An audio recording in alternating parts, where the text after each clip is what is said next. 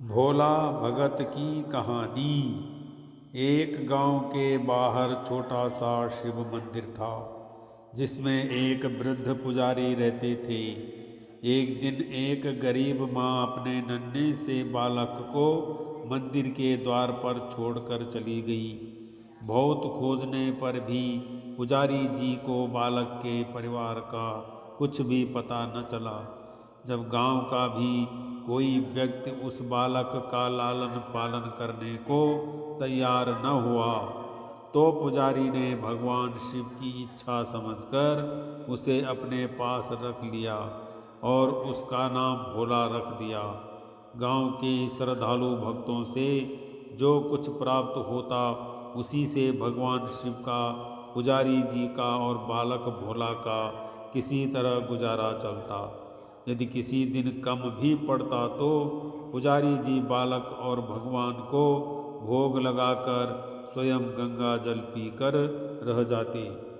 धीरे धीरे भोला बड़ा होने लगा और अब वह पुजारी जी के कामों में हाथ बटाने लगा। वृद्ध पुजारी जी के थके हारे हाथों को कुछ आराम मिलने लगा, इसलिए उन्होंने भोला को मंदिर की सफाई, भगवान शिव की पूजा, उनको भोग लगाने और उनकी आरती करने की विधि अच्छी प्रकार समझा दी। अब वे स्वयं भगवान शिव के नाम जप और संकीर्तन में समय व्यतीत करने लगे। एक दिन भगवान शिव के मंगलकारी नाम शिव शिव शिव शिव का जप करते हुए ही उनके प्राण छूट गए। अब बालक भोला का इस संसार में भगवान शिव के सिवा और कोई सहारा न रहा। उसने पुजारी जी की ये 3 बातें कभी नहीं भूली। नंबर 1, भगवान भोलेनाथ शिव शंकर को ताजी गर्म रसोई का ही भोग लगाना। नंबर 2, भगवान को भोग लगाए बिना स्वयं कुछ भी नहीं खाना। नंबर 3, भगवान शिव पर विश्वास रखकर कभी भी किसी भी वस्तु का संग्रह न करना, बासी भोजन का भी नहीं। यदि कोई भक्त पहले से बना भोजन या मिठाई मंदिर में दे जाता, तो बालक भोला उसे गरीबों में बांट देता। वह ताजी रसोई बनाकर ही भगवान को भोग लगाता। इसके बाद ही स्वयं प्रसाद ग्रहण करता और यदि बचता तो उसे बांट देता। यदि रसोई बनाने को सामग्री न होती तो भोले बाबा और भोला भगत दोनों गंगा जल पीकर ही रह जाते। एक बार बरसात का मौसम आया और 3-4 दिन तक मूसलाधार बारिश होने से मंदिर में एक भी भक्त नहीं झांका। भोला अपने भोले बाबा को गंगा जल का ही भोग लगाता और उसे ही पीकर रह जाता। भोले बाबा बालक की भक्ति और सहन शक्ति की परीक्षा लेते रहे, किंतु आखिर में अपने भक्त बालक को भूख से तड़पते देख उनसे रहा न गया। वह सेठ के नौकर का रूप धरकर हाथ में भोजन सामग्री की पोटली लेकर वर्षा में भीगते हुए मंदिर के द्वार पर जा पहुँचे। उन्होंने आवाज़ लगाकर भोला को बुलाया और उसके हाथ में पोटली देते हुए बोले, सेठ जी ने यह सीधा कच्चा राशन भेजा है, इससे रसोई बनाओ, भोग लगाओ और स्वयं भी प्रसाद पाओ। मैं कल फिर आऊँगा। भोला भगत ने आशीर्वाद देकर उसे विदा किया और सूखी गीली लकड़ियों के धुएं में गरम रसोई बनाकर भोले बाबा को भोग लगाया। पूरे बरसात के मौसम में भोले बाबा नौकर के भेष में भोला भगत को सीधा देने आते रहे और स्वयं भी गर्मा गर्म रसोई का भोग पाते रहे। एक दिन भोला भगत ने सोचा कि सेठ जी को सीधा भेजते हुए 4 महीने हो चले हैं, किंतु वे स्वयं कभी मंदिर में भोले बाबा का प्रसाद ग्रहण करने नहीं आए। अगले दिन जब भोले बाबा नौकर के भेष में सीधे की पोटली देने आए, तो भोला भगत उनसे बोला, भाई, तुम्हारे इतने धर्मात्मा सेठ जी कभी स्वयं मंदिर में प्रसाद लेने नहीं आए। इस कारण मेरा हृदय अत्यंत दुखी हो रहा है। अपने सेठ जी से कहना कि कल वे भी मंदिर में प्रसाद ग्रहण करने अवश्य पधारें। भक्त की बात सुनकर नौकर बने भोले बाबा चौंक कर घबरा गए और बोले, पुजारी जी, सेठ जी मेरे द्वारा आपको सीधा यानी कच्चा राशन भेजते हैं। आप इससे भगवान को भी भोग लगा लेते हैं और स्वयं भी प्रसाद पाते हैं। फिर सेठ जी को बीच में बुलाने की क्या जरूरत है? जैसा चल रहा है वैसे ही चलने दीजिए ना। भोला बोला, ऐसे कैसे चलने दूं? आपके धर्मात्मा सेठ जी इतने दिनों से सामान भेज रहे हैं, क्या मैं उन्हें भगवान का प्रसाद देने का अपना कर्तव्य भी पूरा न करूं? मैं किसी का उधार खाने वाला नहीं हूं। अपने सेठ जी से कह देना कि यदि कल भोले बाबा का प्रसाद ग्रहण करने न पधारे तो मैं उनका सामान लेना बंद कर दूंगा। नौकर बने भोले बाबा तो अपने भोले भगत की अकड़ देखकर कांप उठे और यह सोचकर मन ही मन हंसे कि वाह, आज तो लेने वाला ही देने वाले पर धौंस दिखा रहा है। लेकिन सरल हृदय भक्त के मनोभाव पर रीझ कर वे बोले, ठीक है पुजारी जी, कल सेठ जी मंदिर में प्रसाद ग्रहण करने जरूर पधारेंगे। दूसरे दिन बड़े सवेरे ही भोले बाबा नौकर के भेष में दूध और बहुत सारी भोजन सामग्री लेकर मंदिर पहुंच गए। भोला चौंकते हुए बोला, भाई, आज इतना सारा सामग्री किस ले आए? नौकर बने भोले बाबा बोले, पुजारी जी, भूल गए क्या? आज आपने सेठ जी को प्रसाद के लिए बुलाया है, इसलिए आप छक कर रसोई बनाइए और भोले बाबा को भोग लगाइए। हाँ, यह तो बता दीजिए कि सेठ जी किस समय पधारें। भोला ने प्रसन्न होकर उन्हें सेठ जी के आने का समय बता दिया और भोला भक्त की इच्छा पूर्ण करने के लिए भोले बाबा कैलाश पर सेठ का रूप धारण करने लगे। इधर अपने स्वामी को एक प्यारे भक्त के यहाँ जीवने जाने का समाचार सुनकर ममतामयी अन्नपूर्णा माँ पार्वती भी भला कैसे पीछे रहती। वे भी पति की आज्ञा लेकर सेठानी का रूप धारण करने में जुट गई। भोले बाबा ने अपने गले से मुंडों की माला उतार दी, शरीर पर लगी भस्म, कमर पर पहना हुआ बाघंबर और बाहों और कानों में पहने सांपों के हार भी उतार कर रख दिए।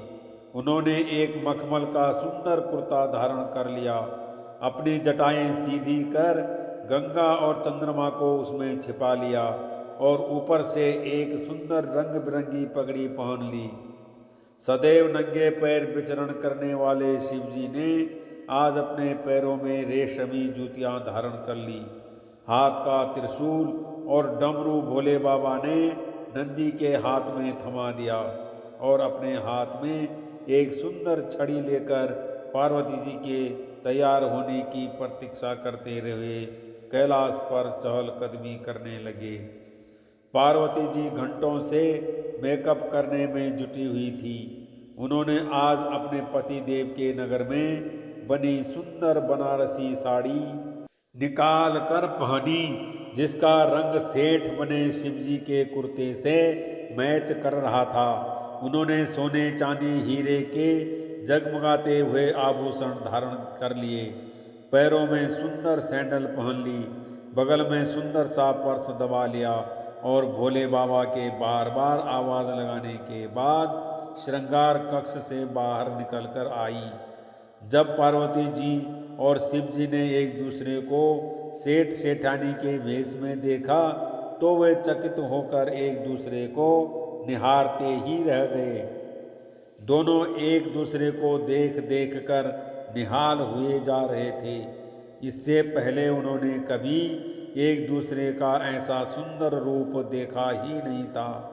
जब भगवान गौरी शंकर सेठानी सेठ का रूप धरकर कैलाश से अपने भक्त के यहाँ दावत उड़ाने चले तो गणेश, कार्तिकेय, नंदी, ऋषि मुनि, देवता, देवांगनाएं भी उन्हें देखकर ठगे से रह गए। सेठ बने शिवजी अपने हाथ में ली हुई छड़ी को अदा से घुमाते हुए पृथ्वी पर टेकते हुए चल रहे थे और उनके पीछे पीछे बगल में पर्स दबाए अपनी सैंडल से टक टक और पायलों से छन छन की मधुर ध्वनि करती हुई माँ पार्वती सेठानी बनी हुई चल रही थी। भोला भगत आज सुबह से ही सेठ जी के स्वागत में भांति भांति के पकवान बनाने में जुटा हुआ था। अपने भोले बाबा का भोग तो वह चलते फिरते बना लेता था, किंतु आज उसे कई महीने से भगवान को भोग लगाने के लिए सामान भेजने वाले सेठ जी को भगवत प्रसाद देना था। अतः आज उसने अपनी सारी पाक कला झोंक डाली थी। उसने सेठ जी द्वारा भेजे हुए चावल धोकर खीर बनाई, उसे धीमी आंच पर पकाकर गाढ़ा किया और उसमें सेठ जी के द्वारा भेजे हुए पिस्ते, बादाम, केसर, चिलगोजे, किशमिश डाले। मिर्च और अदरक को कूटकर उसे बाजरा, बेसन और गेहूं के आटे में भर भर कर मोटे मोटे मिस्से टिक्कड़ बनाए। रसोई बनाकर भोला भगत पुनः स्नान करने चला गया ताकि स्वच्छ वस्त्र पहनकर भोले बाबा को भोग लगा सके और सेठ जी को उनका प्रसाद पवा सके। जब भोला भगत स्नान करके लौटा तो देखा सेठ जी प्रसाद ग्रहण करने के लिए स्वयं तो आए ही हैं, संग में अपनी सेठानी जी को भी ले आए हैं। भोला ने झट दोनों से राम राम की, उन्हें आसन देकर बैठाया और बोला, मैं अभी भगवान को भोग लगाकर आता हूँ, फिर आपको प्रसाद परोसूंगा। भावना के भूखे भोले बाबा से भूख सहन नहीं हो पा रही थी, इसलिए वे बोले, पुजारी जी भगवान को जल्दी से भोग लगाए, मुझसे भूख सहन नहीं होती। भोला भगत बोला, सेठ जी भूख तो मुझे भी बड़े जोर से लग रही है, किंतु मैं अपनी भूख के कारण भगवान को भोग लगाना नहीं भूलता।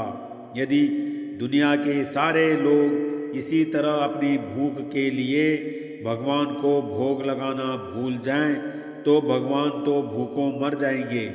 सेठ जी बने भोले बाबा एक पत्तल उठाते हुए बोले, पुजारी जी आप भोग लगाइए, इधर मैं पत्तल परोस लेता हूँ, मुझसे भूख सहन नहीं हो पा रही है। भोला भगत सेठ जी बने भोले बाबा को डांटते हुए बोला, सेठ जी भगवान के काम में न तो जल्दीबाजी चलती है और ना कंजूसी।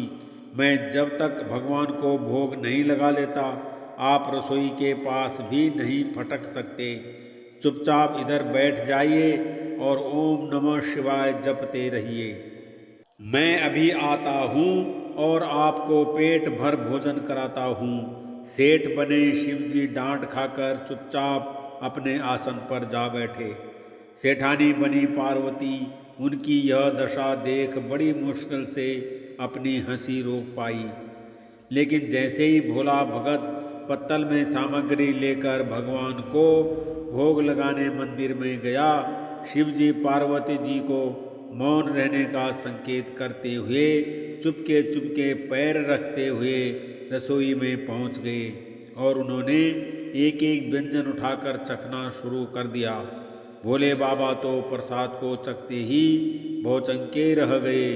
खीर में चीनी की जगह नमक भरा हुआ था और सब्जियों में चीनी भरी हुई थी। जैसे ही भोले बाबा ने रोटी का एक ग्रास तोड़कर मुंह में दिया, वे सी सी करने लगे, क्योंकि रोटी में मिर्च ही मिर्च भरी थी। वे सी सी करते हुए उल्टे पैर भाग आए और अपने आसन पर जा बैठे। माँ पार्वती अपने स्वामी की यह हालत देखकर खिलखिलाकर हंस पड़ी। इससे पहले कि भोले बाबा पार्वती जी के सामने कुछ सफाई दे पाते, भोला भगत ओम नमः शिवाय मंत्र का जप करते हुए आ पहुंचा। उसने भोग को रसोई में मिलाकर उससे पवित्र बना डाला और फिर सेठ जी के सामने पत्तल परोसकर हाथ जोड़कर बोला, सेठ जी अब आप जी भरकर प्रसाद पाइए। भोले बाबा तो अभी अभी भक्त की भक्ति से भी जोरदार उसके हाथ की बनी हुई रसोई चख चुके थे। अतः उसे जीवने की बात सुनकर उनके पसीने छूटने लगे। कभी वो भोला का तो कभी पार्वती का मुख देखने लगते। भोला को सेठ जी की ढील बर्दाश्त नहीं हुई और बोला, सेठ जी अब क्या हो गया आपको? अभी अभी तो इतनी उतावली मचा रहे थे, अब क्यों नहीं जीमते? आप जीमोगे तभी तो माता जी भी प्रसाद ग्रहण करेंगी और फिर मैं भी प्रसाद पाऊंगा। भोला की ललकार सुनकर भोले बाबा ने चुपचाप खीर का कुल्हड़ उठाया और सारी नमकीन खीर गटागट पी गए। कुल्हड़ खाली होने की देर थी कि भोला ने उसे झट से भर दिया। अपने प्रिय भक्त के हाथों परोसे हुए भोग में भगवान को आज दुगना स्वाद आने लगा। भोला परोसता गया और भोला बाबा पीते गए। जगन माता पार्वती भगवत भक्त और भगवान दोनों के प्रेम को देख देख कर मंत्र मुग्ध होती रही। जब सारी रसोई समाप्त हो गई तो भगवान ने एक जोर की डकार ली। भोला को होश आया और बोला, वाह सेठ जी वाह, मैं ही बावला था जो इतनी थोड़ी सी रसोई बनाई। मुझे पता होता कि आपको प्रसाद ग्रहण करने का इतना शौक है तो और भी ज़्यादा रसोई बनाता। भोले बाबा अपने पेट पर हाथ फेरते हुए सेठानी बनी पार्वती जी की ओर मुस्कुरा कर देखते हुए बोले, पुजारी जी मैं इतना रोज कहाँ खाता हूँ, किंतु आज प्रसाद इतना स्वादिष्ट बना था कि अपने पर वश ही नहीं रहा और खाता ही चला गया। किंतु तभी भोला भक्त रुआंसा होकर बोला, सेठ जी वो तो आपने ठीक किया, लेकिन माता जी तो भूखी ही रह गई।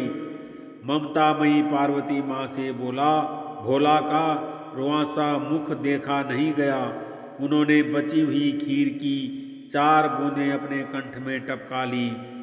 भोला बाबा द्वारा भोग लगाने से प्रसाद में अद्भुत अलौकिक स्वाद भर गया था। ऐसी सुगंधित और मीठी खीर चखकर जगत जननी आकंठ तृप्त हो गई और उनके तृप्त होते ही सृष्टि का प्रत्येक प्राणी तृप्त हो गया। भोला भगत बोला, सेठ जी आपने और माता जी ने प्रसाद ग्रहण कर लिया, इससे मुझे अत्यंत संतोष हुआ है। समझ लीजिए कि आप दोनों द्वारा प्रसाद ग्रहण करने से मेरा भी पेट भर गया। मेरी तो वैसे भी महीने में 4-4 एकादशी हो जाती हैं, किंतु मैं भी एक दाना ले ही लेता हूँ, जिससे कि भोले बाबा के प्रसाद का अनादर न हो। यह कहकर जैसे ही भोला ने खीर के पात्र में लगा चावल का एक दाना उठाकर अपने कंठ में डाला, उसकी जन्म जन्मांतर की भूख प्यास मिट गई और समस्त वासनाओं और इच्छाओं की तृप्ति हो गई। उसके ज्ञान के नेत्र खुल गए और उसने देखा कि उसके सन्मुख त्रिलोकीनाथ भगवान शंकर और जगत जननी माँ पार्वती आशीर्वाद की मुद्रा में मुस्कुराते हुए खड़े हैं। भोला दौड़कर उनके चरणों में लौटता गया और उन्हीं में समा गया।